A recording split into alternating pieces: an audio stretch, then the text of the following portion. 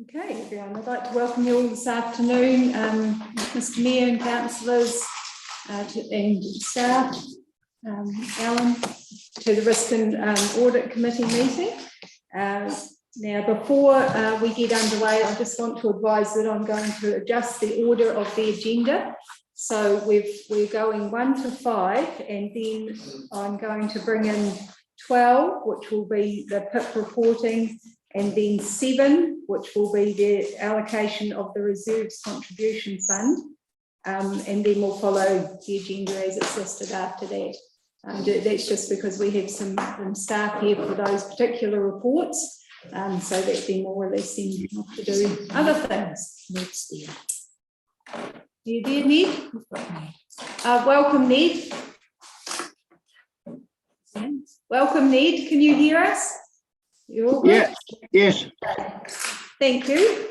I was just explaining that I've just slightly changed the order of the agenda, but I'll call out the agenda items as the agenda so that you know where you're at. Okay, so I will start first with agenda item number 1, which is apologies. And I think we've got everyone here today, have we? So I'll move that there are no apologies to be received or requests for leave of absence. Could I have seconder? Councillor Grafton, all in favour? Any against? Carried unanimously, thank you. Moving on to agenda item number 2, which is members' interest. Do any of the councillors have any members' interest to declare in today's meeting? Any agenda items? No.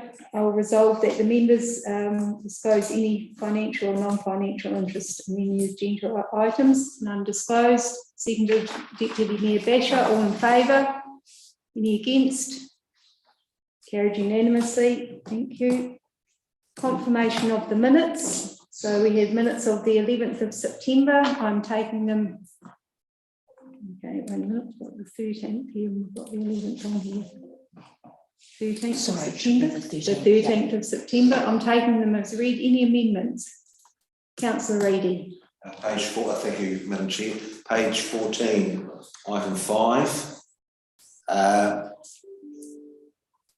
Page 14. Oops. Apologies. Item 5. First one about BHL report. These were the September minutes. The report brought forward to council at the end of September. So, my apologies. That's council, not RAC. Okay, apologies, and council. I take back what I was saying. Okay. Just one other than that case, and that's the page 17. Yes. Page 17 is the just clarification of the 794. Brooks advised this fund is received, clarified the 794,698 full year projection for flood recovery. But I'm not sure if it relates to the 22-23 or 23-24. That was all. 2024, June 24 financial year. So we've taken on board a comment that Councillor already moved in the updated August one. We've corrected an error that was in there in terms of this project. So your point was valid, and we've just fixed it problem. Madam Chair. So it reads correctly then. So we can just leave it as it is. Okay. Thank you. Any other amendments? Or no amendments here, but thank you for that query. Any amendments? No. So we're taking those. Would someone please move that the getting back to the resolution, the Risk and Audit Committee received and confirmed the minutes from the 13th of September 2023. Councillor Weston, seconded Mr Mayor. All in favour? Any against? Carried unanimously. Thank you. Okay, moving on to the action point report. Just work our way through these. Jumped ahead of myself. Okay, so we've been provided with updates on these. Just for clarification, 220 action point is also then referred to a little later at the end, so that those reports will be coming back to us in the November agenda. Douglas, just before I put it out for any questions, is anything you want to add or update on your notes that you've provided? No, Madam Chair, thank you. Okay, thank you. Any questions on this report, Councillor Reedy? 218 pump stations, Madam Chair, remain on the action point list until it's transferred to the strategic risk register. But when I was reading that, I just feel it might get lost in there. I don't know how important the pump stations are, but when it goes onto the risk register, it becomes part and parcel of all the other risks. And so I'm just a bit concerned that we could lose sight of this, given that it will be mixed in with a lot of other risk items, given that this is still a work in progress, if I remember correctly. That's correct. What would you suggest? Do you have a suggestion about? Well, I believe if it goes on the risk, it's going to go onto the risk register, because the pump stations, if they're not raised, they pose a risk if we have another flood or weather event, I'm saying. But we still need to manage that lifting of them, so I believe they belong on both. So Madam Chair, might I suggest that we're really just about to contract for 3, maybe 4 of the lifts, and Councillor Reed's right, there are a number left to do. Just to say, the strategic risk register is meant to cover all the risks that we have in the organisation and report to the risk and audit committee on a 3-monthly basis. If that one was seen as particularly high, then you could have it as a separate item every time on this agenda. But I think the way the better one to do is you will rate that risk at the top, and it will sit there as the number 1 risk if that's how it's deemed, that's how the risk register works. So what you were saying is when it gets added to the risk register and we review those risks every 3 months, that won't get lost. I also think, correct me if I'm wrong, that that particular item is contained within one of the projects which are in the PIP report. So I think there's almost getting double coverage now. That's right. The reason we put it here was not to lose it. That's right. And get it through the risk register. So it'll get it. Yeah. I hear your concern, but I think it's a better way to do it. And one other one, please, 219, the NEMA report. Just see, I know it's been discussed before, the retentions. So they held until they physically repay. And so NEMA aren't going to refund us for the retentions until we pay them out. Now, when we, with a capital project, we would capitalise 100% of what the contractor invoices for, and then be announced, so we'd be debiting the asset. Obviously, we pay a portion, so that we have something sitting on the balance sheet for that retention. And we would then, someone's got there's a memorandum somewhere, a memoir, to bring that up in March. All those things. Yeah, okay, I understand. I'm happy. Yeah, there's also a liability mentioned in the retention account, of course. So it's an asset and the retention sits there waiting to pay. Yeah, I'm happy. Thank you. Great, thank you. Mr. Mayor? I'm just in relation to the pump stations, and that is a work in progress effectively, and so it's difficult to assess the strategic risk, the level of strategic risk, until you know what ones end up being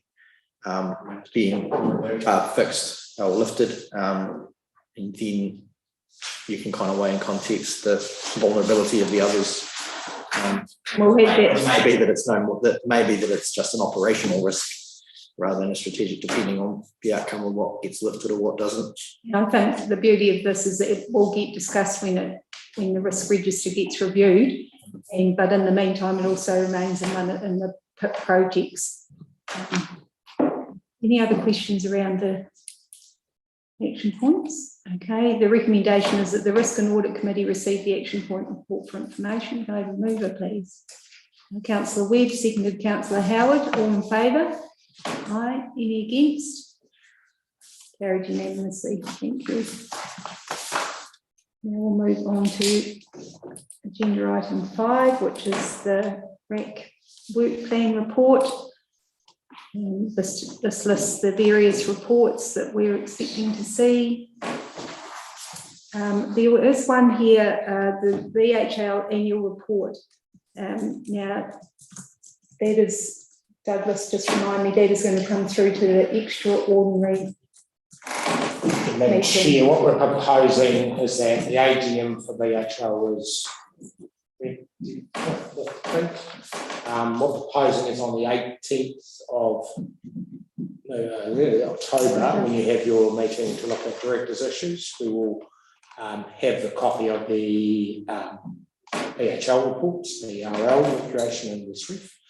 Plus, we just wouldn't mind the opportunity to talk to the Airport Authority accounts, but also the council's annual report at the same time. So there will be a wee bit of a swathe of reports for you to look at and review. They'll all be adopted under slightly different methods, but they're all pretty well completed their audit processes. So a bit of reading next week for those of you who like reading annual reports. Just note that. Yep, thank you. So any questions on the work programme? No questions. I'll put the resolution that the Risk and Audit Committee received the Risk and Audit Work Plan for information. So mover, Deputy Mayor Basher, seconded Councillor Webb, all in favour? Any against? Against Councillor Reedy. Motion carried. So now we are going to, remember we're reordering it, we're going to bring forward the agenda item number 12. The Power of One Technology, page 95, councillors. Let's give you a chance to get there. And this is the monthly report, projects and partnership update. And we are all extremely familiar with this now.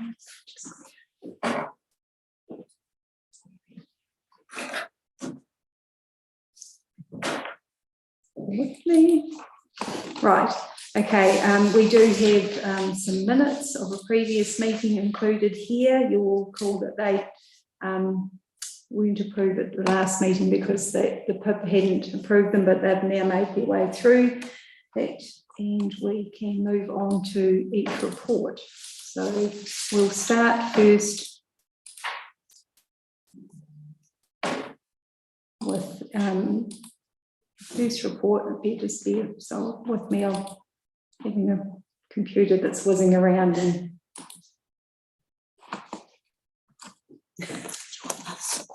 okay, we're going to start with the NEMA Tranche 2 program, which is an update there. I'm just going to get a hard copy as well. Councillor Reedy, any questions? Thank you. Yes. Chair, you mentioned about the minutes from 14th of August. Yes. We discussed last time because they hadn't been approved. Yes. So when I look at September, they haven't been approved either. So have they been approved in October?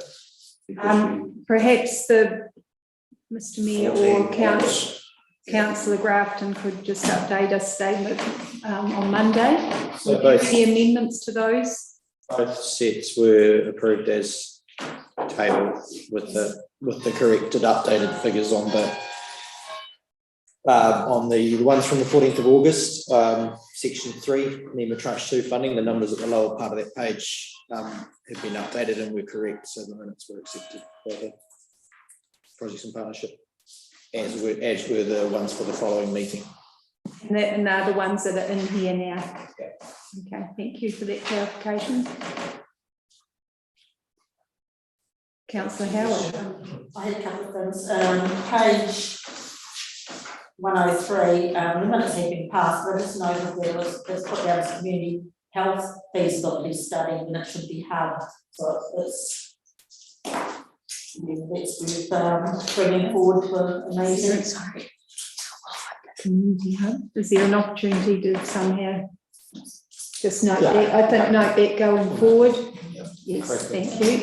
Just on page 98, they've got the commentary around the Region Historical Landfill, and they just put the Additional council budget of 250,000 K, it's approved where to rock existing wall that wasn't damaged. Of this, 144 K has been used, 160 K surplus here for council. So I'm assuming that that just goes back into council's funds, it's not just relocated into other use. So it won't, well, sorry. Where are you going, Mr Mayor? Maybe I should let the official speak to it. Okay, can somebody speak to Penny? I know the answer, that's just. It was exciting when that happened, isn't it? There is a surplus of that funding that is not being used, and it was originally going to be a loan, so that won't be drawn down. It's only be drawn down to the amount that was. Okay, Clarification. thank you. Councillor Reid. Madam Chair, page 104, still having difficulty with this table that we've got it in green. And one in particular, I think I've got about 4 of them, but if we go down to claim 7938898, that was the cost, yet we invoiced 962. And apparently they paid 962, but why would we be invoicing more? This is claim number 7. We on hold was 50,000, and even when I do the maths, I still can't get to 962, 908 being invoiced. Why would that be? Isn't there asterisk saying that if I'm looking, are you looking at the line where it says claim 7 and you follow the line across? And Yeah. you're talking about the $50,055? Is that what you're talking about? No, well, I'm actually looking at 938, Yep. around thousands, but we invoiced 962. So we incurred costs of 938, we withheld 50, yet we still invoiced 962. The maths don't work out. Okay, let's see what you're saying here. Penny, is this?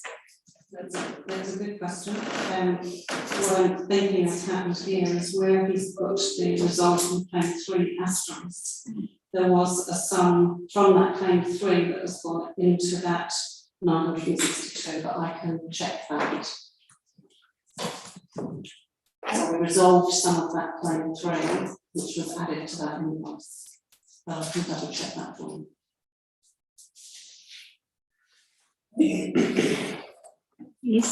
And also the 1104, claim number 4, doesn't add through. We've got costs incurred of 1104. We've got some invoices on hold. We invoiced 1084, but the maths once again doesn't work out. So it may well be, as Penny said, something that had been approved and therefore included, but when you read across, it doesn't. It's like there's a column missing for carry forwards or so on, isn't it? I would imagine.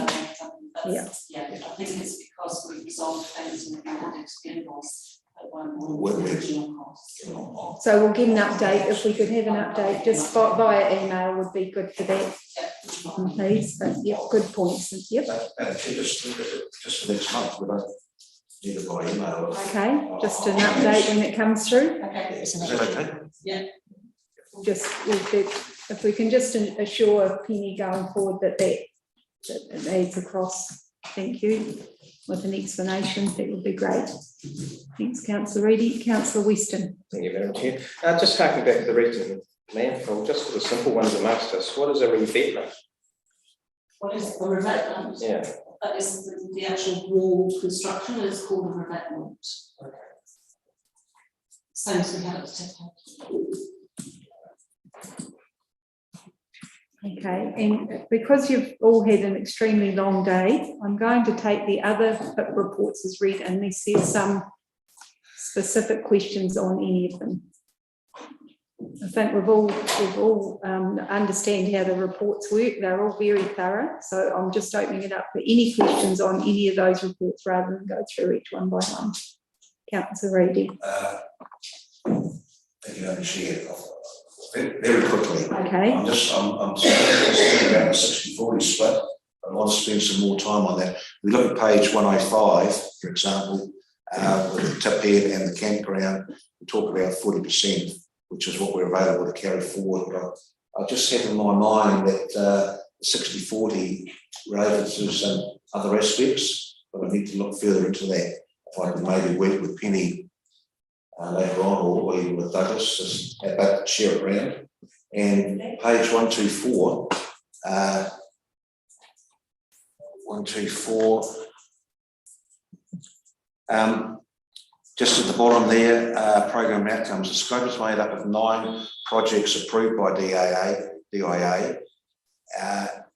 and then 2 further projects have been discontinued. So 2 further projects plus 9 gives us 11. In actual fact, the 2 projects were taken out of the 9. So it just, when I read that, anyone reading that will suggest that we had 11 projects approved.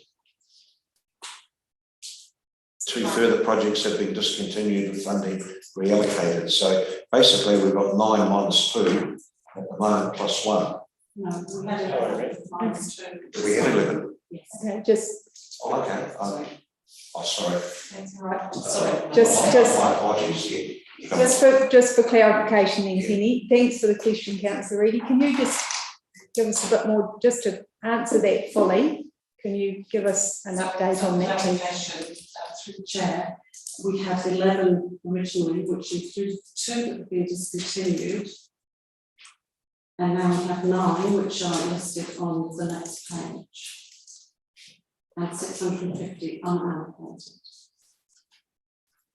which will be hopefully allocated at the next council meeting.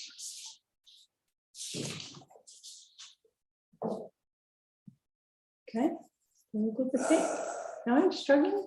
The roof and campground was reallocated. So I'm just still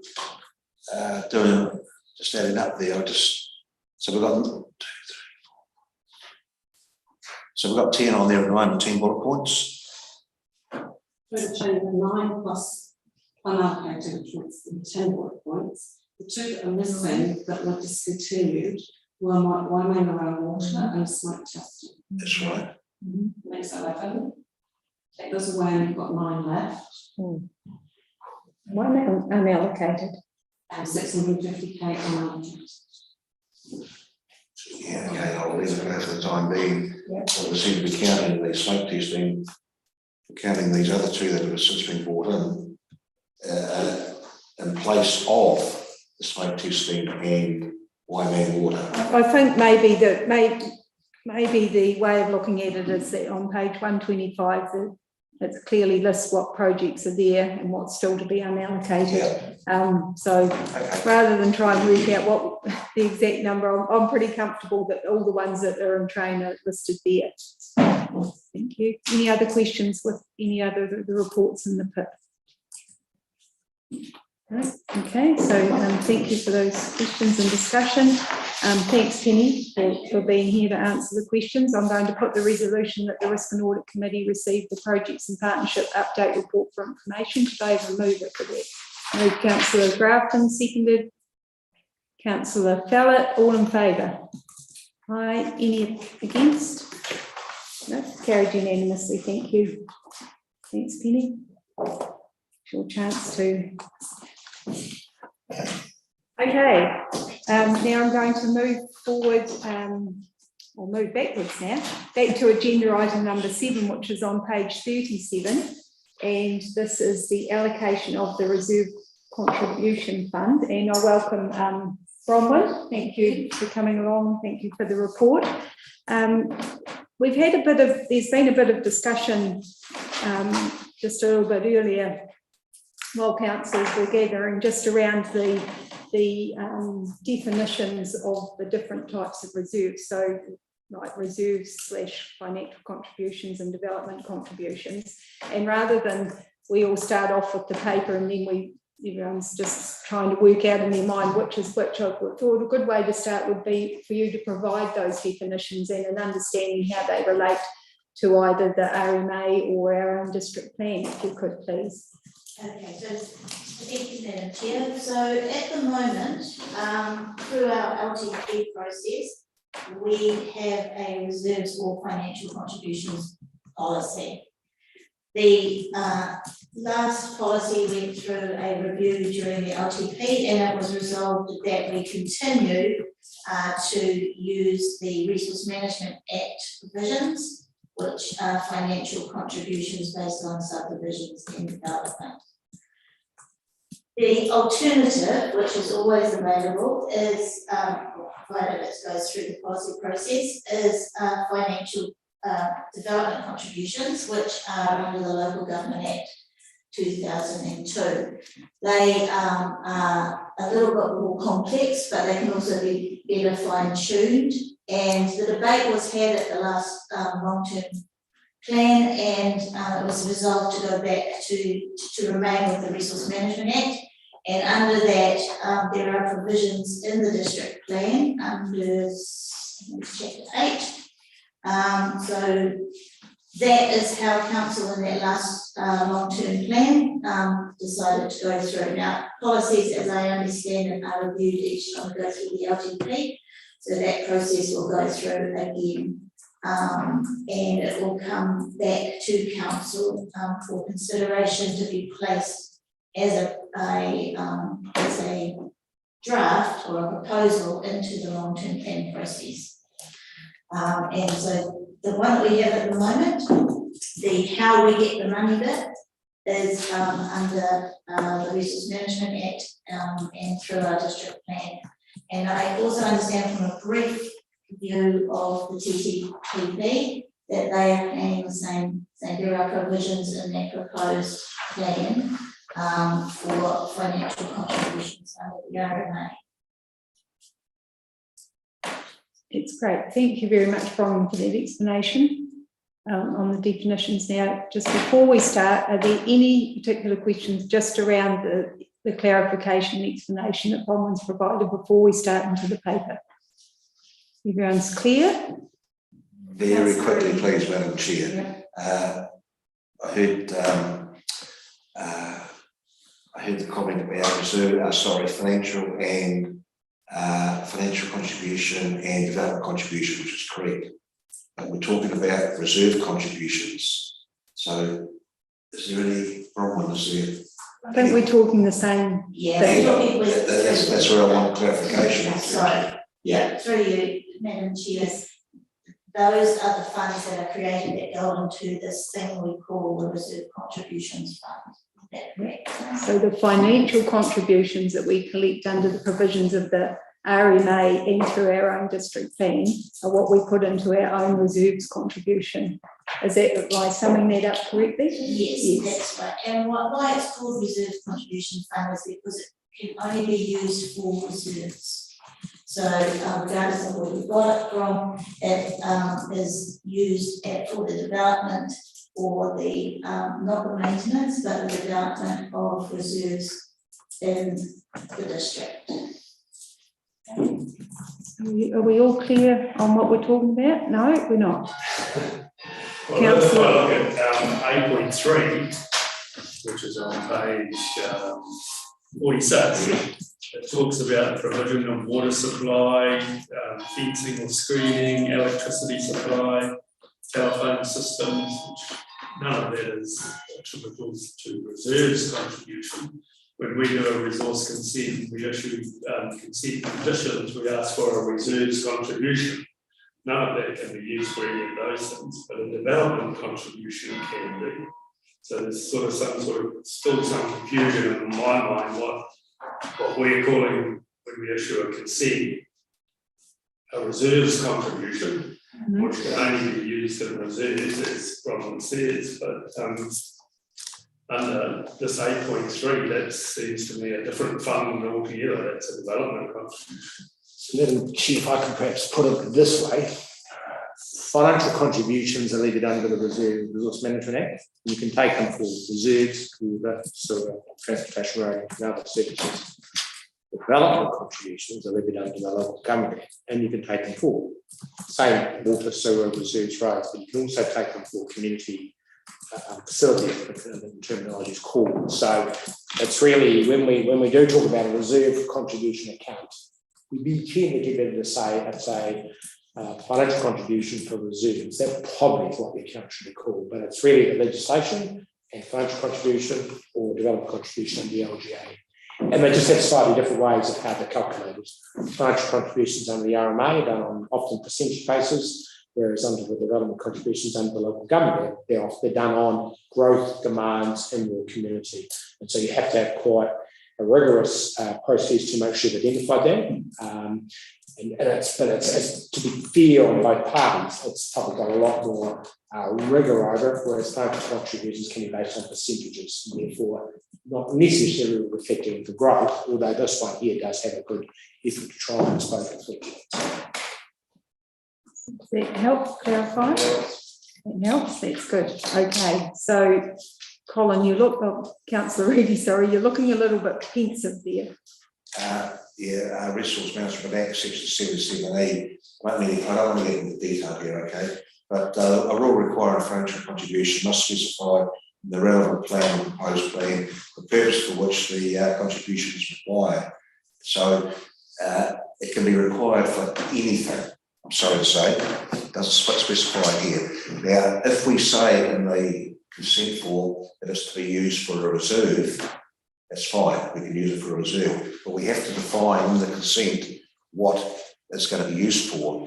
So then comes back to, I might be getting ahead of myself here, but where is that, if the reserve, if the subdivision, for example, financial contributions, say Refton based, those funds should ideally be spent in Refton, not in Westport or anywhere else. So that might be coming up later, I don't know.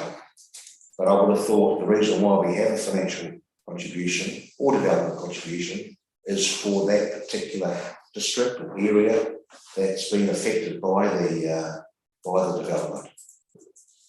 I've got Bronwyn with her hand up here, so I'm going to go to you.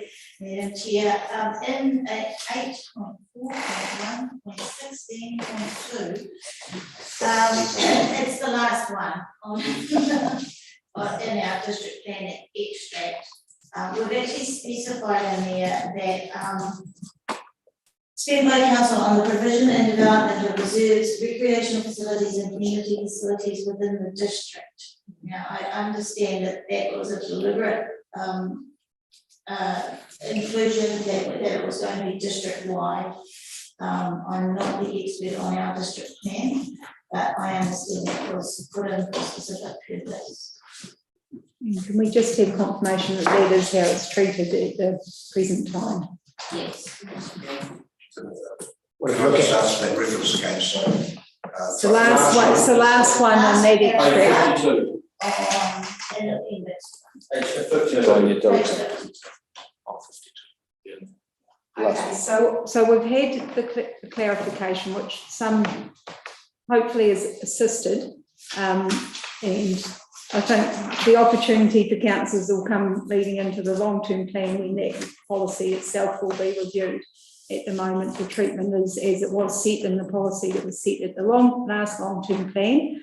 So based on that, I think that we'll now launch into the actual paper. So I think, is there anything you wish to add, Bronwyn, before we start opening it up for any question and discussion? So, as we just talked about, that was how we get the contribution, and this is purely about how we spend it. And it's the allocation of that. And I think there are a couple of factors in each of the options. One is whether the staff are given the opportunity to direct where it goes, or the councillors under a subcommittee or a committee. So those are those two issues.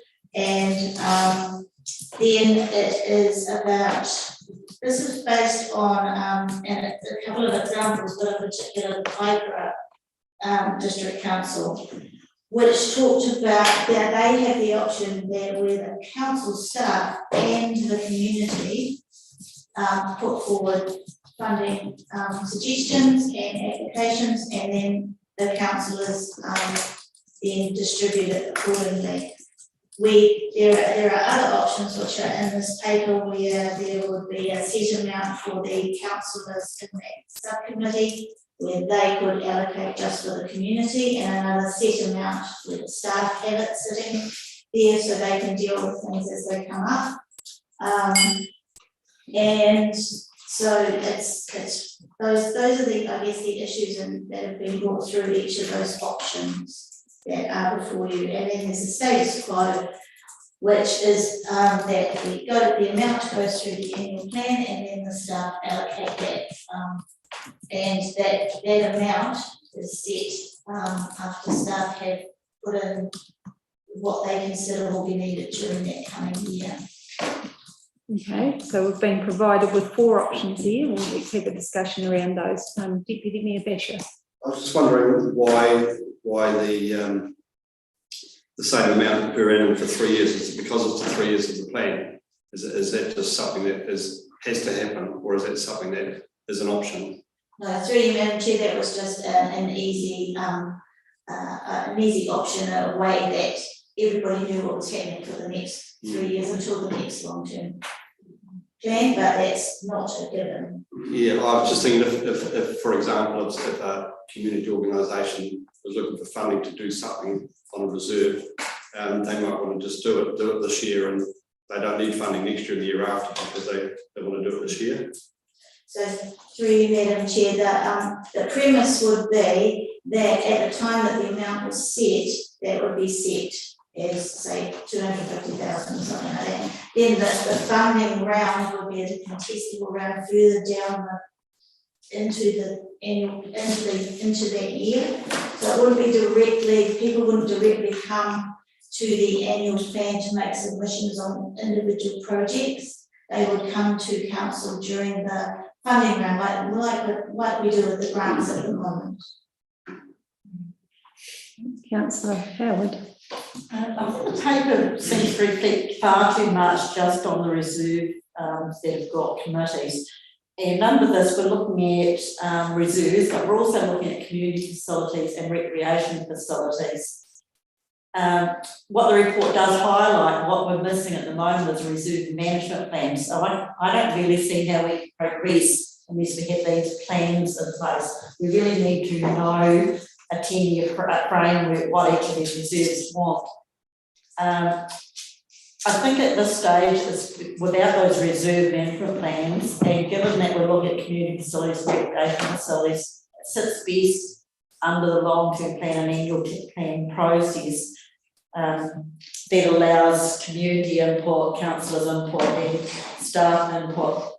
Also, just going to the reserves with committees, there's a lot of other reserves around town. What about all the ones within the Westport Township?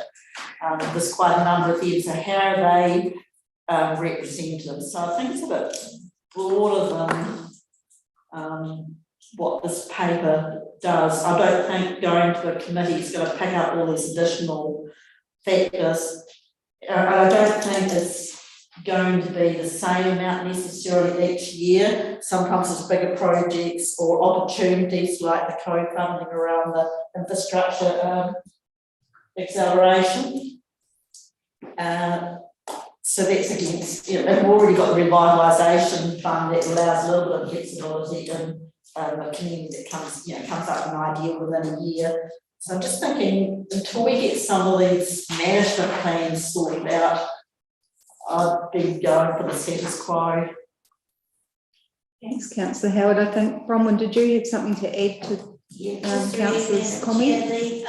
The other reserve, of which there are many, are actually managed by the staff and by the various, and that would be where they were represented. That the staff will be looking at what's needed on all those other reserves as well, and that will come through with projects that they put forward. And also it does talk about other stakeholders, and so those wouldn't at this stage, I'm not talking about, you know, the need for resource management plans, because reserve management plans, because we really do need those.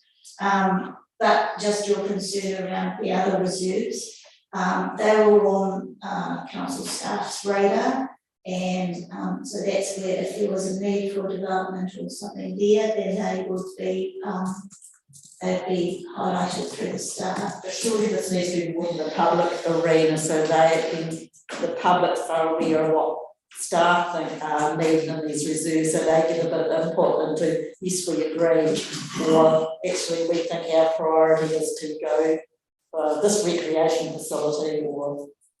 Okay, well, So it yeah, seems to be I brought think, into yeah, long-term planning more. yeah, definitely made your point there, and probably make a good point about the reserve management plans, which is still in train, I understand.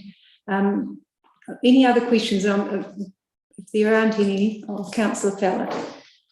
Can Roman please just clarify the difference between the status quo and then option 2? Would option 2 involve the community and reserves more? Is that kind of what you're suggesting?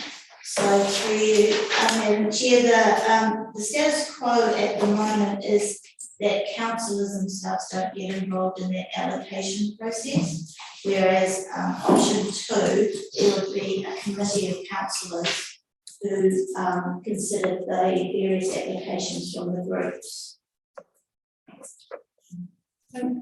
Correct me if I'm wrong there, Bronwyn, but is there, you've made that statement, but is there a slight nuance there around the long-term plan, annual plan time, where in the past organisations that are on a reserve, so if I use the Nockawar Reserve, where the rugby club applied for, say, Gold Coast or something like that, just from memory, then councillors do make a decision around that at the long-term and annual plan. So there is an element of that where councillors do have a decision-making process. So this, at the current, but correct me if I'm wrong, if the staff put through a recommendation into the long-term plan or annual plan about how they will use that, the current reserves, but then organisations can submit to that process for allocations from the reserve contribution fund.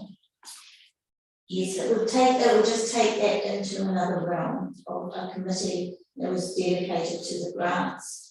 It would become more like a grants committee. What I'm saying is at the moment, At the that moment, is the there is status quo. That is how it works at the moment. No. That's not how it's reading here. No, that's not how it's reading here, but that is my understanding on how it works. But have a think about that. I'll go to Mr. Mayor. It's an interesting conversation because I'm hearing pros and cons of always.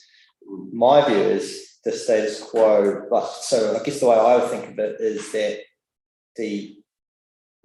effectively all our assets, reserves or whatever should be are on some kind of asset management plan. So the staff will determine when the playground needs to be replaced at Victoria Square or whatever. And really the reserves fund here is just a funding mechanism. So I don't necessarily get that hung up on whether it's reserves fund or borrowing or whatever. I mean, to me, the staff are the best people to like they present the projects via our annual plan, long-term plans, they're consulted on with the community. We say, yes, we think we've heard from our community, that's a good project.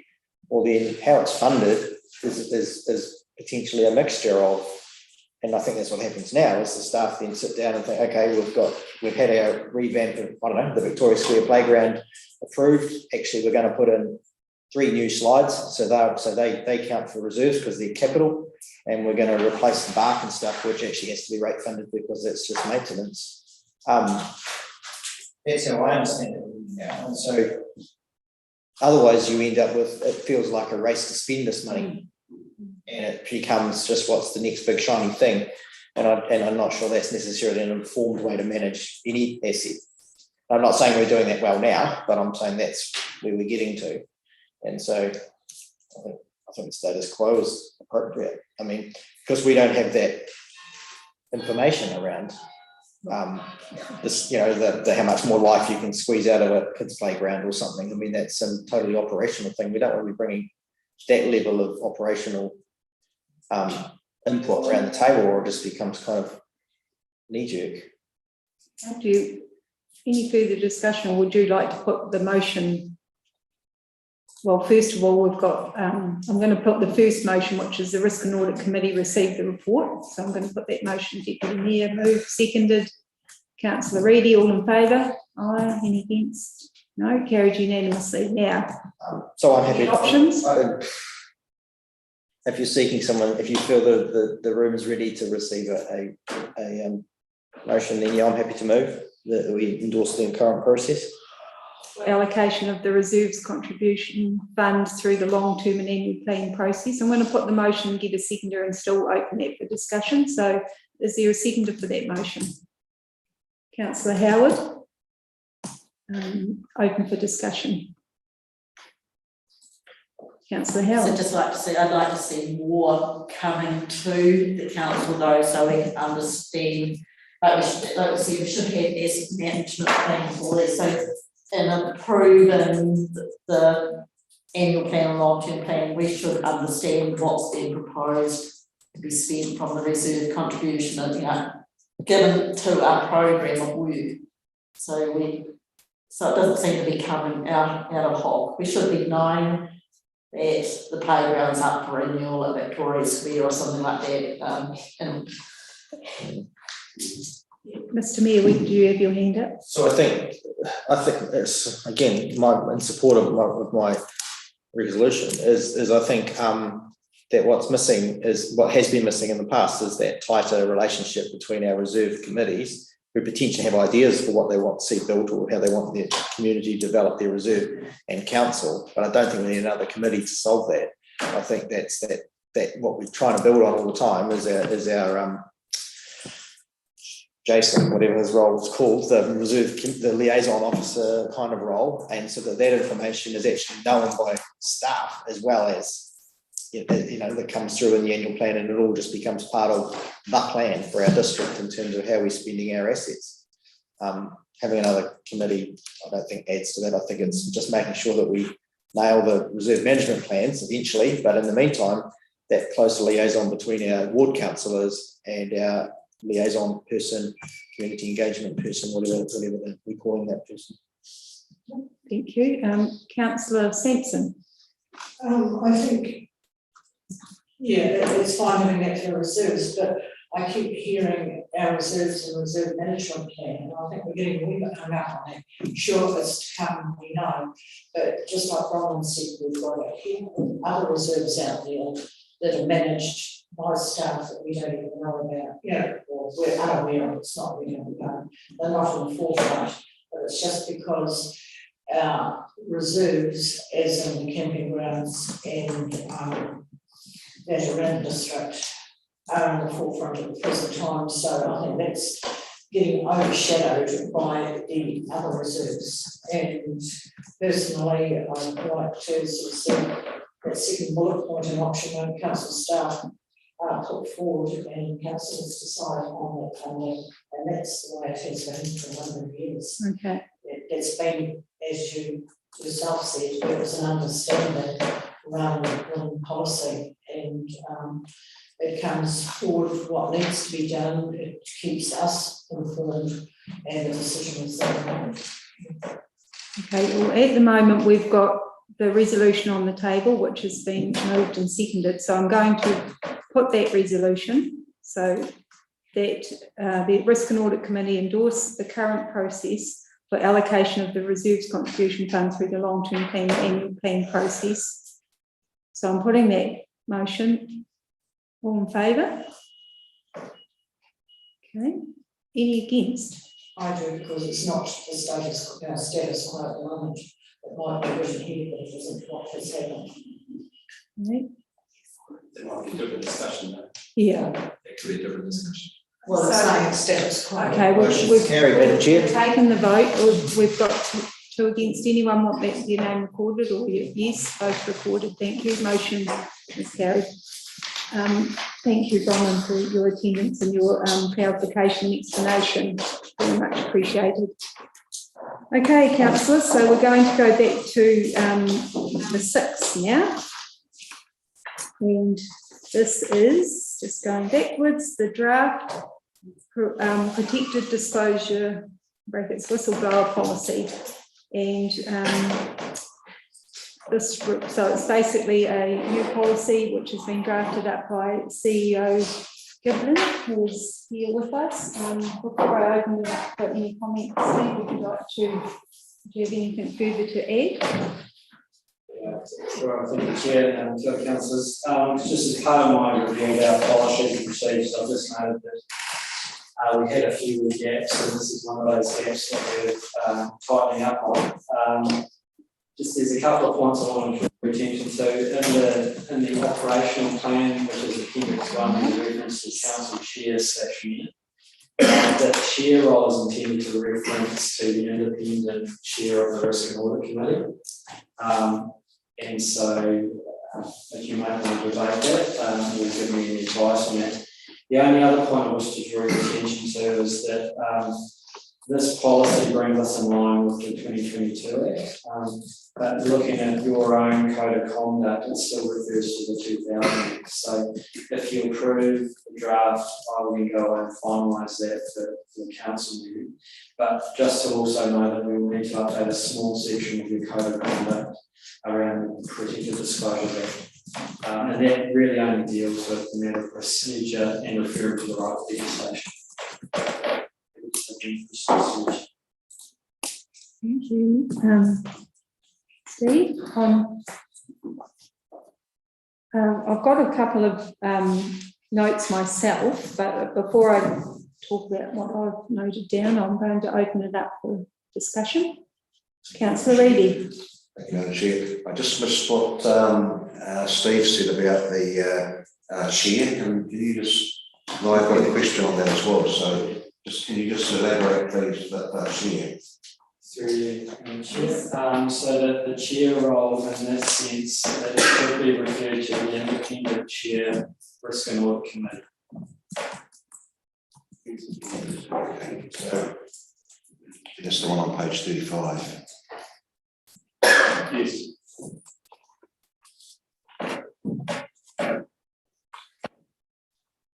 Councillor Reedy.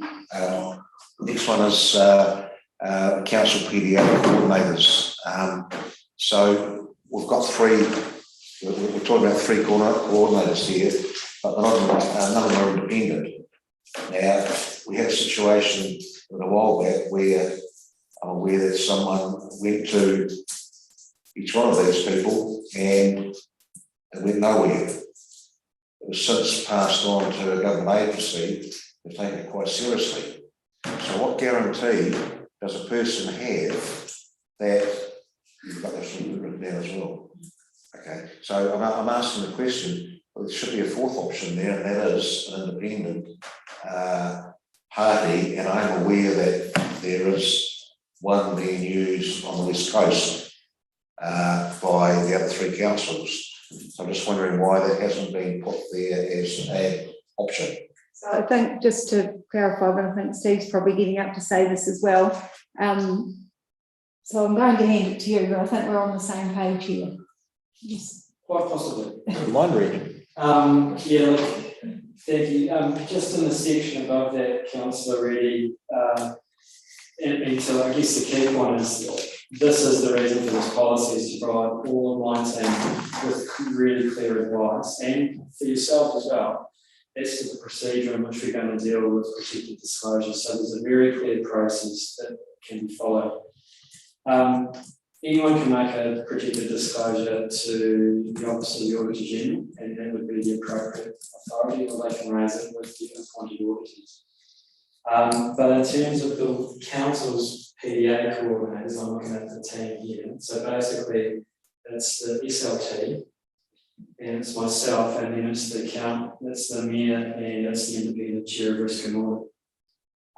But having this process in place will give that guidance so that there are really clear options. And probably to your second point, I am aware that PwC provide a service to the other three councils on the coast, and I've looked at that process, and it's talking with PwC, it hasn't been used much, if at all, recently. So I haven't included that as an option here at this stage, because I think getting the process right first, I think will give the guidance that I think both council and staff are looking for. So just further to that then, I brought this up with Steve earlier, and around the order of which the council PDA coordinators fall, and I think that I agree with Colin, with Councillor Reedy around that independence, and I think that it should be, as it's listed, the second tier managers, the chief executive, the mayor, and then after the mayor. So I wouldn't want to see the independent superseding the mayor, or if you know what I mean, there should be a due process that it goes through. I was trying in my head to think at what point would it get escalated past that line of command, if you want to call it that. And I think that from my point of view, the mayor should be ahead of any other of an independent. So my suggestion, whether that independent is myself as the independent chair of risk and audit, or whether it's a separate independent, I guess that's a discussion for this committee. But what Steve is suggesting in the interim is that is how it falls. But I would rather see that the independent person comes after the mayor, because I'd rather keep it, have that understanding within house. Chair, just 2 points then. We're a CSC initiating the procedure, so we've got the council BDAs, but it says otherwise a disclosure can be made to an appropriate authority, which is what Steve just referred to. That's right. But a person reading this who decides to either not go through these 3 stages, they still have a right to go to the otherwise an appropriate authority. Those authorities, I believe, should then be recorded so they know where to go. Could be added. 3 each, I think that's good feedback. So that can be an approach, yes. So that's the next drop down after this schedule here. And just one other, please, if I may, page 36. Page 36, it doesn't finish. There will be these will be provided to all employees. There's no completion, so you've got it as well. Yeah. It's a draft. Well, let Steve have a think about that. Yeah. I'm sure it means to be provided to an employee or contractor or anyone else that uses it, is it? So if you can update that. Just while you're correcting it too, it says advise the chair on the absence of deputy chair. I don't think we have a deputy. No. So, It would be the mayor or deputy mayor or the independent. After that, it falls to the. I've given these notes. Everything that's been brought up here is basically I've noted down in a marked up copy, apart from the higher authority. So if we can do that, I only had one other point, and this is on. Sorry, I printed it out. I just have to find it, and it was just a reference at number 6. I'll find it. So number 6 is around disclosure, and it talks about a person concerned in the management of the organisation, e.g. Board members, and my suggestion is that should actually say a person concerned in the governance of the organisation, e.g. mayor or councillor or a volunteer, because I think that it already covers off management under anyone employed by council, seconded or contracted. So in order to cover the governance team, I think that should change to governance. What page was that, Steve? Yeah, that's a good question, Councillor. I'll print it, page 32. It's number 6. So anyone in governance isn't concerned with the management of the organisation, i.e. board member, they're concerned with the governance of an organisation. I think it should read, unless I sort of picked that up wrong. Steve, have you got any comment around that? Maybe that comes under this around governance, so maybe that's covered more under code of conduct and other policies.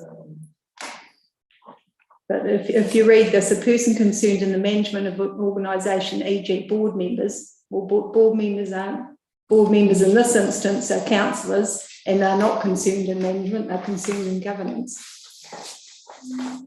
Councillor Reedy. Your recommendation again, please, I think it's. Oh, just to change that to governance of the organisation, e.g. mayor and councillors. So basically it's trying to gather and anyone that could be the disclosure. Councillor, oh, sorry. Oh, sorry, Madam Chair. So after the management of the organisation and governance. I think the management of the organisation is already covered off by any individuals currently or formerly employed by council, seconded or contracted. That's management, and then it moves on to the governance tab. Are we all right with that? Yeah, okay. Councillor Fallon. It makes it, yeah, I hope I've got you now. Yes. That's probably not related to this, but what is the obligation of the person making the disclosure? What is the obligation of that person? Are you able to answer that? Well, if they're making a disclosure, they've got a serious concern. And so all they need to do is raise that concern. And from that point on, we follow an investigation process and follow this process to address and to deal with that concern. So more facts are better, but again, it's, if they feel strongly enough, this is a course of action that they can take. So they can only make a disclosure to one person. That would be, so if they make a disclosure, they can make a disclosure to any number of people. They can disclose, like they could disclose it to myself, they could disclose it to our auditor, they could disclose it to the Office of the Auditor General. There's no limit on how many people they can disclose to. It makes it very hard for it to be protected then, doesn't it?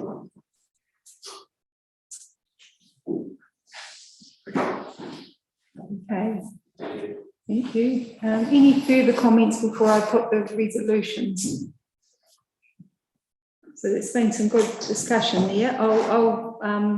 Councillor Reedy, are you moving something? You are? Move 1 and 2, please. 1 and 2. Would you mind if I, as you're the mover, if I added, because it's got the Risk and Audit Committee recommend to council to adopt the draft protected disclosures policy subject to the amendments discussed? You're happy to change it to that? Great. And a seconder? Deputy Mayor Basher. Put the motion all in favour? The motions? Aye, it's an aye. Any against? Right, carried unanimously. Thank you, Steve, and thanks for the discussion around that. So that's that one done. Let's move on now to agenda item number 8, which is the insurance cover. And this is the insurance cover from the 1st of November 2023, should that say October 24 update?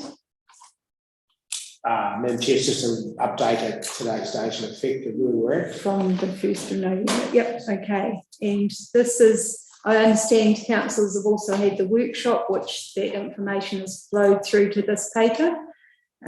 So I'm going to pass over to you, Douglas, just for any further updates on the information you've provided. Madam Chair, the only one that I got asked to look at, which the committee may wish to just think about, was some comment in the workshop about memorials, monuments, and some commitment that we had given to ensure those.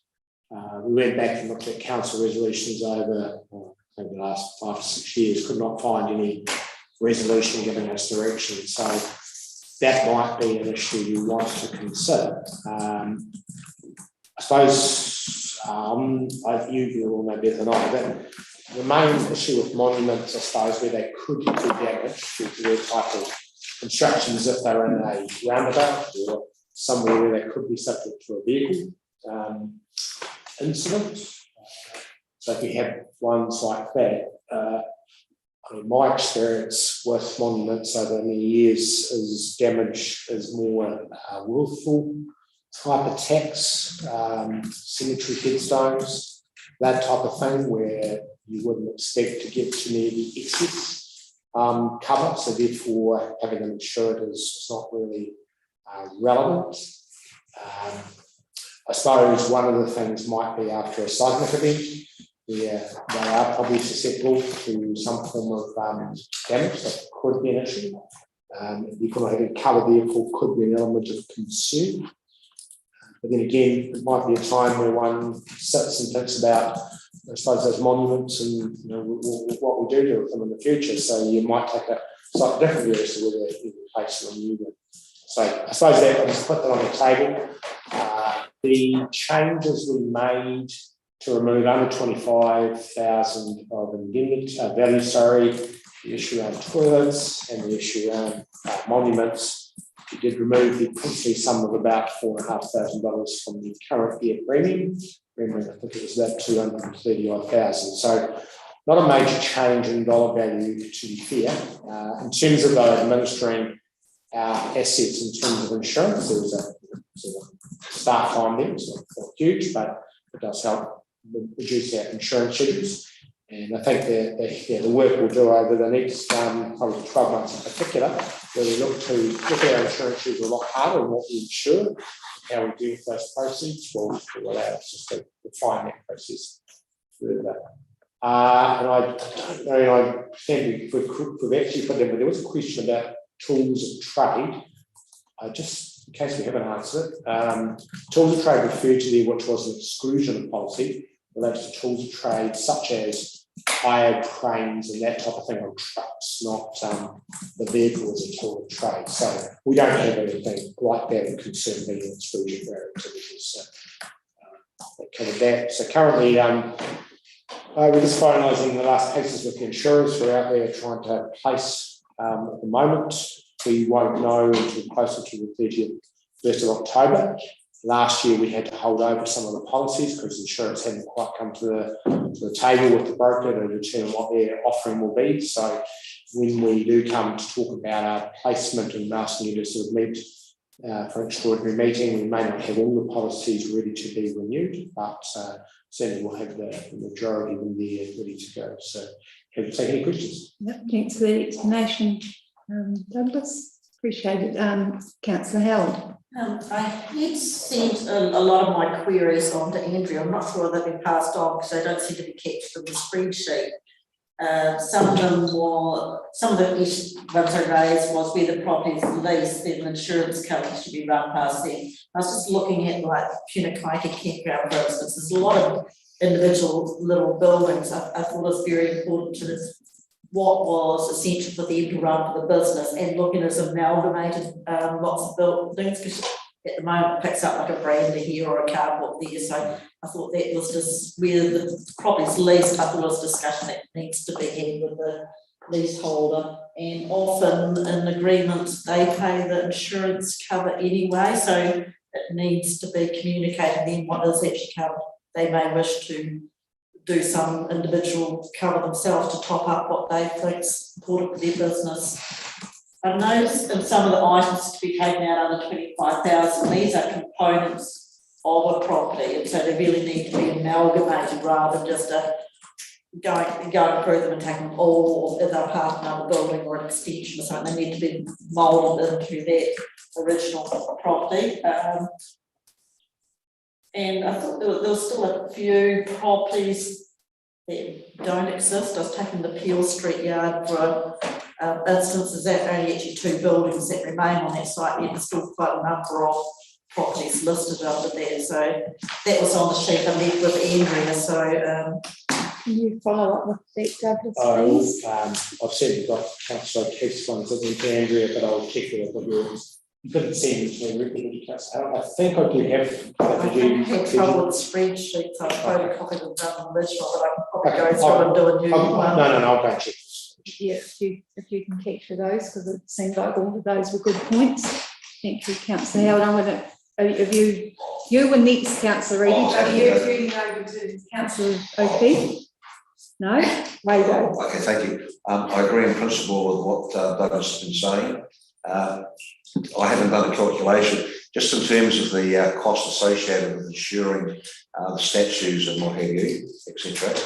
A rough cost, please, because we... Yeah, I think we might be talking maybe a couple $1,000 at most in terms of cover, but remember the first 25,000 comes off, so if I may, Madam Chair, There's obviously sentimental value amongst community members regarding individual monuments and statues.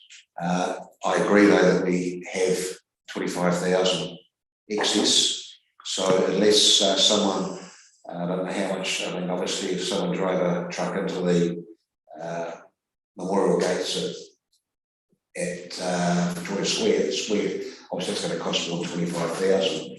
But when we look at the van rotundas and what have you, there's still sentimental value, emotional value attached with a lot of those, especially with the old timers.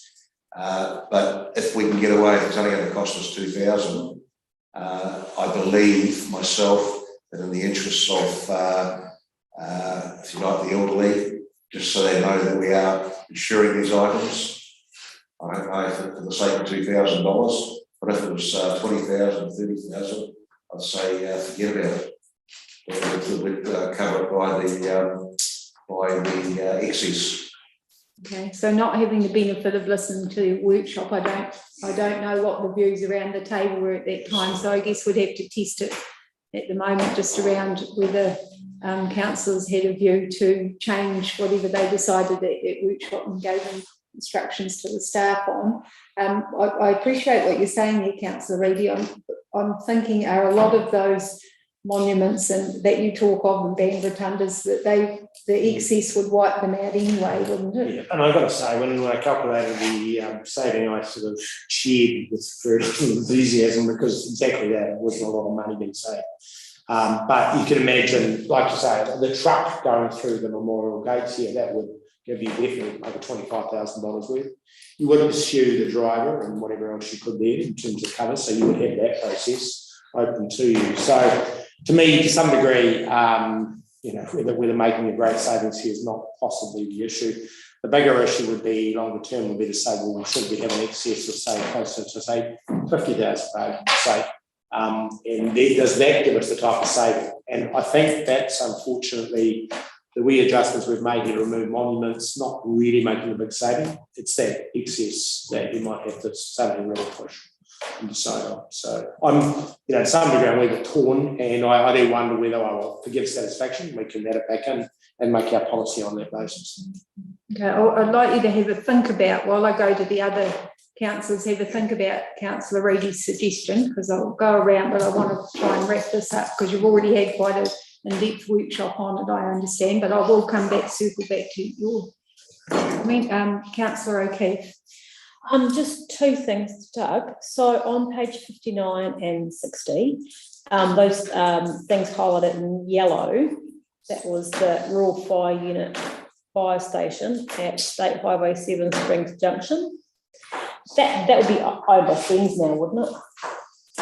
The reason, sorry, the reason why I flagged it was to double check that it sits on our, whether it's on our schedule, whether it sits in theirs as an asset. Mrs. Box, you got any view on it?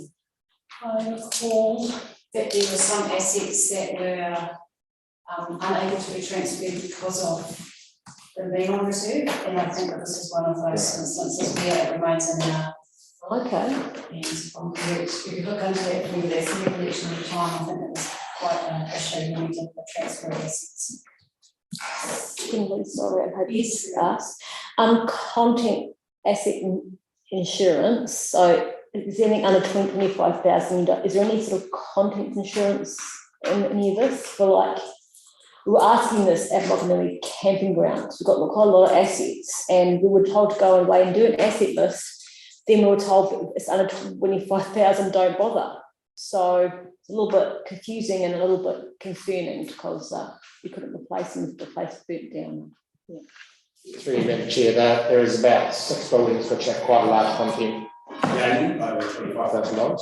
But this building's content list is only about $12,000. It's not very high at all. Getting that television down the end, though, probably does need a week of a review. But again, it's that same issue with the $25,000 excess.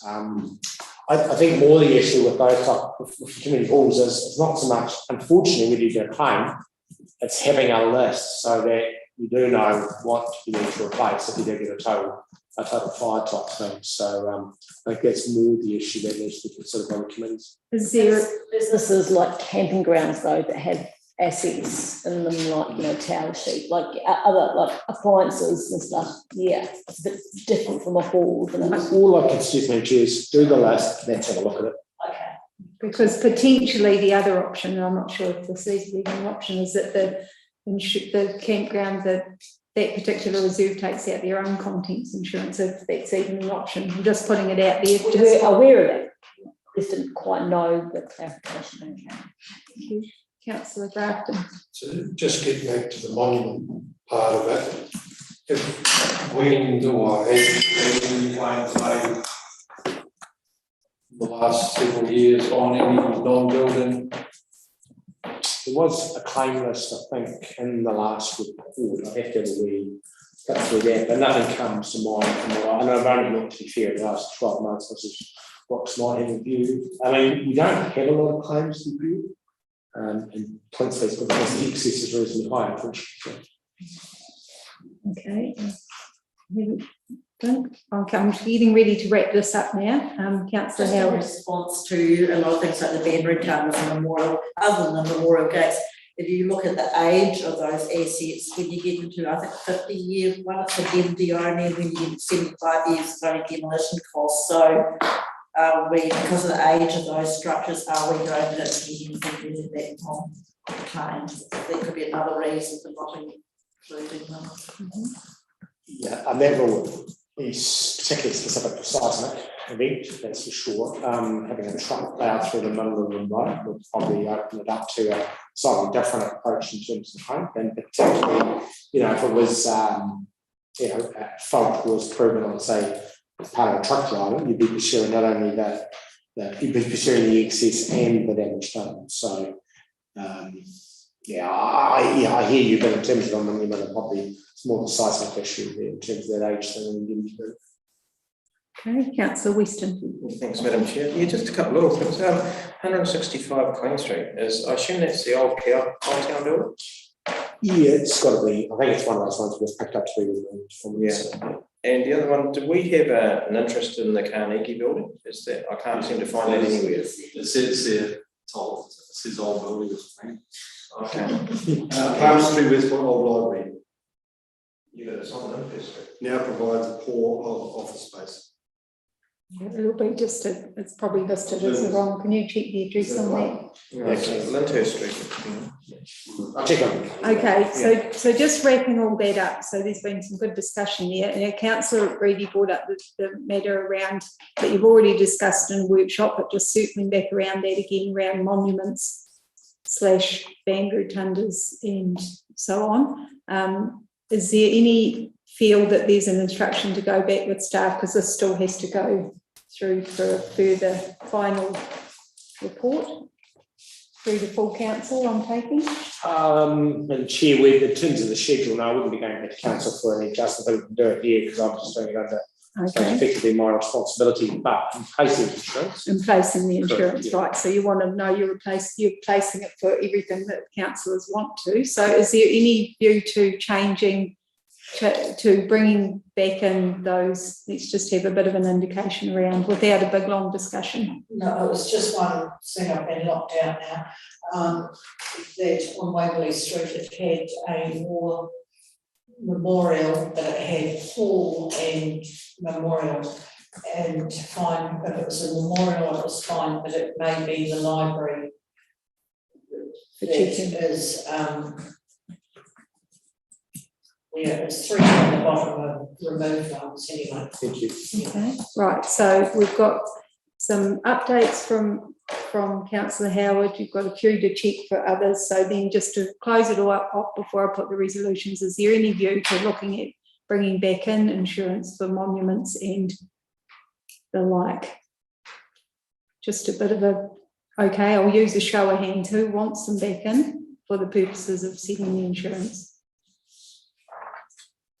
So, well, let's see. Does that wrap up, Councillor Rack? Yep, okay. Good, okay, so now I'm going to put the resolution that the Risk and Audit Committee received the insurance replacement update as at October 2023.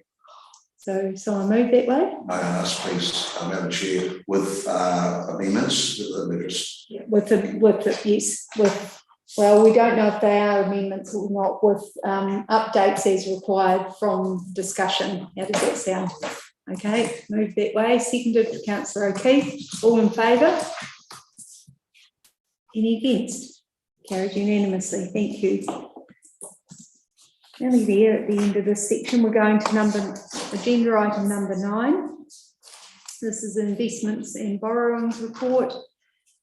We're all very familiar with this report, cash investments and borrowings, and this is up to the 31st of August. I'm going to take this particular report as read, and I'm going to open it for any questions. No questions. I'm going to put the resolution that the Risk and Audit Committee received the investments and borrowings report to the 31st of August 2023 for information. Could I have a mover? Deputy Mayor Basher, seconded. Councillor Grafton, all in favour? Aye. Any against? Carried unanimously. Thank you. Then we'll move on to agenda item number 10, which is the financial performance report as at the 31st of August, and you would have been handed out a lot of assistance for those slightly visually impaired, like myself. A bigger sheet that you can have a look at.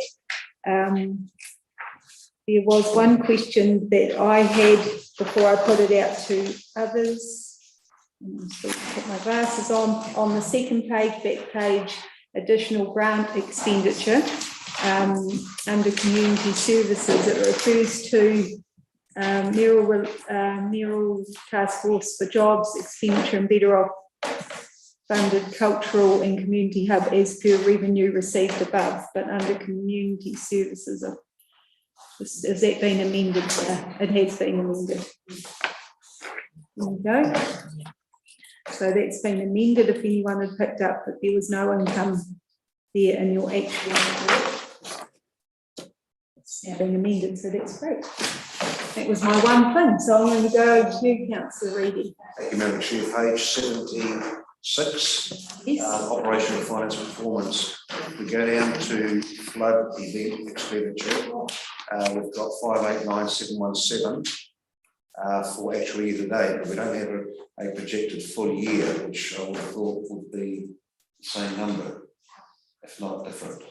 Okay, let's look at the sheet then. Madam Chair, yes. Look at the 83 one, Councillor Reedy. Neil has updated that to be the production. So when he was tidying up other matters. Sorry, I missed that. So just a moment, sorry to interrupt, Douglas.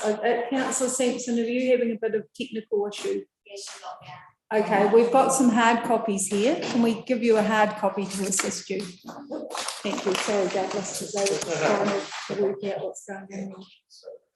All due respect, I need comment on what I'm reading. Absolutely. Right. So we're just checking in here. Want to make sure all our members have got a copy of the agenda in front of them. So we're all good there with a hard copy. So back to you, Douglas. Fair call, Councillor Reedy, right, but yeah, Neil just doing another one, so I said I've missed that one too, so he's making a projection as you indicated, so really. So are we all right with that now? Well, we've fixed the issue, that's for sure. I just appreciate the leniency because it's a hellishly busy period at the moment. So just not quite getting the diligence on one or two things in terms of projections and that type of thing. Okay, but if we then go to the bigger sheet though, we'll get that information off here. So you're right, it hasn't come through on the front page analysis, but it is on the full sheet. So any other questions? Okay, I'm going to the motion that the Risk and Audit Committee received a financial performance report to the 31st of August 2023 for information. Moved, Councillor Nadon, seconded, Councillor Fallett, all in favour? Aye, any against? Abstain, please. Name recorded. Yep, I've just lost my minute. That was moved by Councillor Naden, seconded by Councillor Fallett. All in favour, except for councillor Reedy abstained. Colin? Yeah. Thank you. Okay, thank you. Motion carried, and last part of this particular one almost, we've got the financial delegations policy. Okay, so this policy has been a draft review has come through with a number of updates. A number of them are around positions and so on. But I think I'll pass over to you, Douglas, for any further comments around this policy before we put it out for discussion. Thank you. Madam Chair, thank you. So two matters that just brought the attention. We'll just need to just one final review of the titles. So there's which I overlooked the community services staff, which is not really acceptable, but I've got those to tidy up and a couple of others. And the other one I do want to add, and this was in discussion with Mrs. Brooks, which made a very good point, is that we should use every opportunity to put in these policies where relevant to make a statement about conflicts of interest. And so we're going to add a statement about conflicts of interest relating to expenditure and income for our staff. So that obviously making it clear that if they, even if it's just a minor issue where they might have a friend or whatever contracting with the council, we need to know about it. We need to make sure they don't, they're only in place of putting a purchase order or an invoice in place if it's absolutely appropriate. So just reminding staff of those type of things is something we want to add as well. So when this policy goes to council for adoption, we'll obviously take on board from the committee today, and a couple of things there from staff to thank you. Thank you, Douglas. Okay, I'm going to open it up for discussion. Any comments on the revised policy? Councillor Reedy. I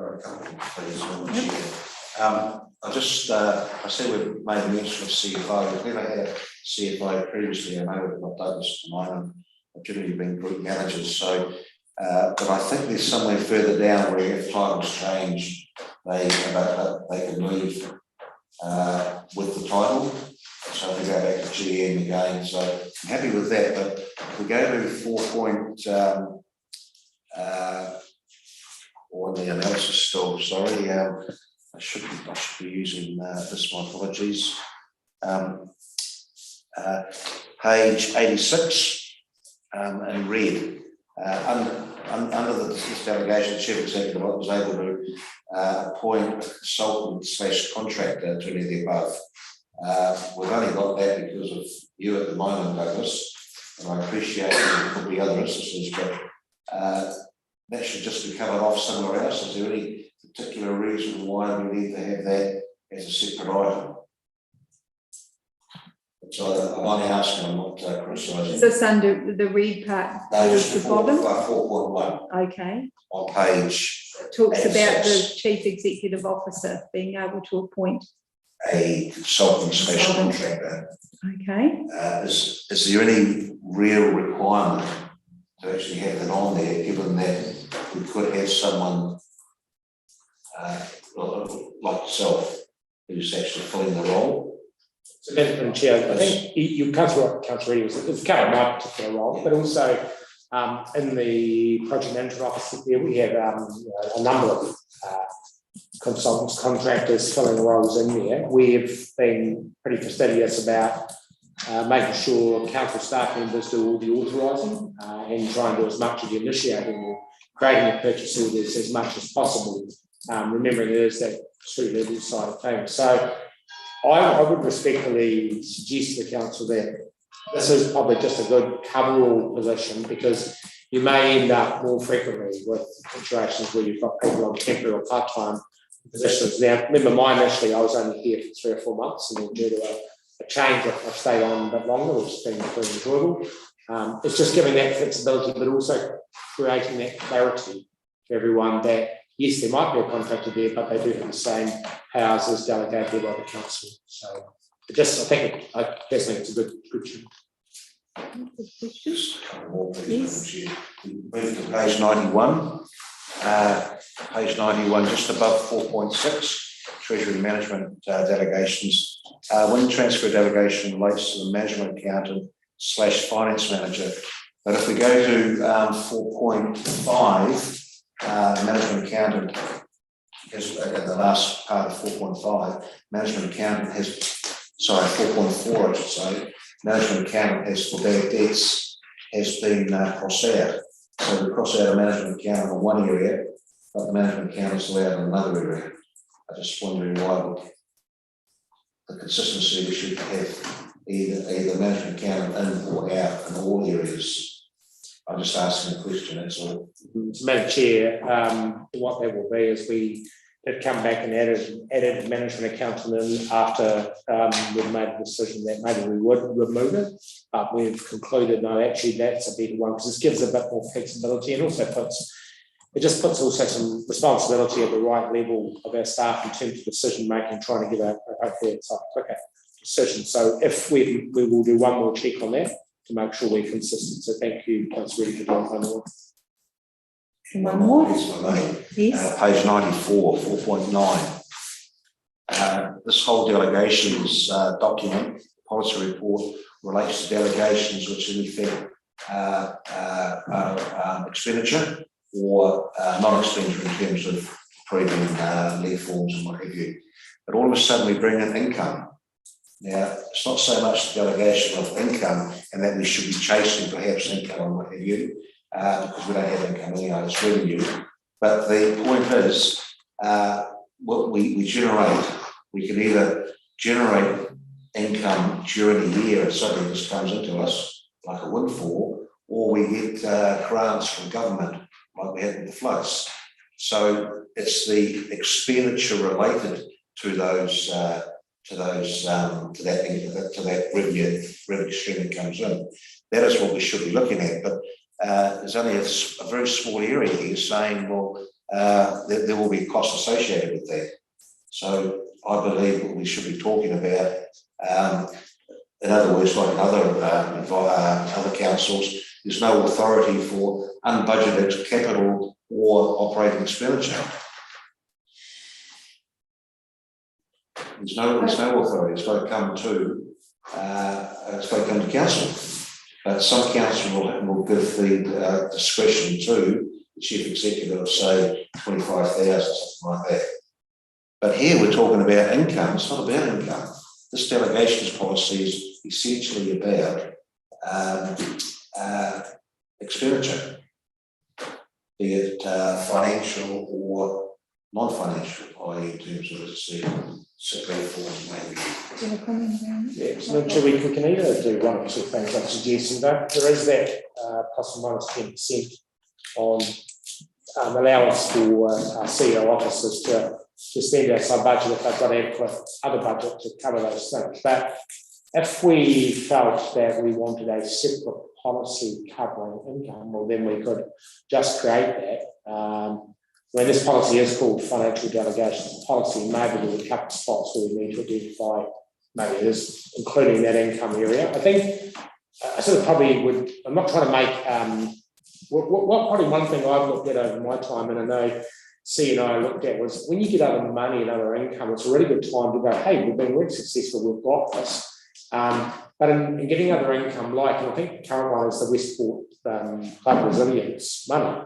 Great to have that money, but it does create a cost to the organisation. So we've got to make sure, it's all very well for the CEO maybe to sign up the council to that, but we're actually going to make sure that's where the council wants their direction, clearly in that what we do. So if there was a view that maybe this isn't the right delegation, we'll just create another delegation and make it clear on that basis. But I think having all your delegations like this in one area just makes sense, because you just know where to start with from. I'm just going to go to CEO Steve. Did you have anything further to add to that? Yeah, thank you, Madam Chair. Look, I think Douglas has answered pretty much what I was going to say. It's that it gives us all confidence that if we've got very clear expenditure delegations, but when it comes to signing up funding agreements, for example, with other parties, the previous delegations policy didn't have a threshold or a litmus test for me and the team to then utilise, and so that's the reason why we wanted to add this in there. So it gave everyone clarity and it gave you a chance to determine what that threshold was. So it was on the basis of, us signing up to that agreement with DIA. He brought that back to you for a retrospective approval, but I'd rather that we had a delegations policy that was giving us a clear indication at the very outset. One more comment on that, please, thank you, Steve. Through the chair. My point is, though, is that we're talking about everything that's in here in terms of expenditure relates to annual plan or long-term plan. Okay, now, it's been discussed before regarding suspension of financial delegation in regard to flood monies that came in because we've got there was no delegation for it. Okay, so we're still looking for that anyway myself as well, why it was suspended, because there's no such thing as suspending any delegation per se. Now, what I'd like to see in here is something to say that unbudgeted expenditure has to go through a process. And I don't see anything in here talking about unbudgeted expenditure. And that's very, very important, I would have thought. You've got the income coming in, that's fine. But when you start spending, I'm going to hear in 2 years' time, we can suspend that because we don't need any authorisation because we've got nothing in the policy about it. That's all I'm saying. Everything must have a delegation. Budgeted or unbudgeted. Yeah, Madam Chair, I'd be suggesting 4.3 covers some elements of that in terms of expenditure variations. There was what I would suggest is that I'll take on board Councillor Reddy's comments, and it's, we want clarity on these things. Maybe you and I could perhaps have an exchange of this discussion and look at the document. We want to be good to get something when we amend it to go to council next week, see if there is some wording change for that. So I think we'd all agree that that would be good to have something along those lines in the delegations. I don't want to prolong the meeting here tonight with discuss. I think it's the general, is it a consensus to get as much in the delegation policy as we can that covers off anything from a financial point of view. I do personally like what's covered off on the income side of things, so we've just got to match that up on the other side with how that money is spent and what those delegations are. So if you can work on that, and then if you want to discuss further with Colin, then Councillor Reedy, then that's fine, in order to have something that's ready to come to council that somehow incorporates those points. Last chance. Last point, I promise. 4.3, sorry, that was, you mentioned 4.3, I believe, but then 4.3 comes back to the annual plan. Sorry, in terms of budget variance. So we've got to be very careful about budgeted and unbudgeted expenditure. This is where I'm getting at. We must have a policy on unbudgeted expenditure. This is only budget variances according to the annual plan. If you look at the last word in that point, last two words. I'll take on board that. You'll not find some wording that works. That's why I'm very hot on that, to be honest with you. It's good if you two can work together on that and finish. That's great. It's been great. Yes. Any further comments, discussion? Mr. Mayor. Will that come back? Council will come back to RAC again. It has to be adopted by council. So what were your plans? Another draft back here? We're going to maybe because we've got that appropriate policy at the moment. Let's say we bring a revised one back through the RAC in a month's time, and then we take it to council, so a reasonably clean version. And that also gives us a bit more time to just get the wording right. We'll want between, say, Councillor Reedy and myself to use for. Sounds good. Okay, that will come back to. So I will put the recommendation that the Risk and Audit Committee recommend the revised financial delegations policy is updated to incorporate comments, and the meeting, you can help me here, and then be brought back to the next RAC meeting. Something along those lines. I'll move it because it's a bit rough. Seconded by Councillor Reedy. We'll tidy that up. All in favour? Any against? Carried. Thank you. Thanks for that discussion. Okay, we're going to move to now agenda item number 13, which is the public excluded report. So we have a list of resolutions here for moving into public excluded. I don't propose to read them out individually, but we have 4 public excluded items as read. Would somebody please move that the public are excluded from the following parts of the proceedings of the meeting as listed? Councillor Howard, seconded Councillor Reedy. Thank you. All in favour? Aye. Any against? Andrew's gone. Yeah. Carried unanimously. Thank you. And I'm going to take a 5-minute break. Councillors for a stretch. Freedom.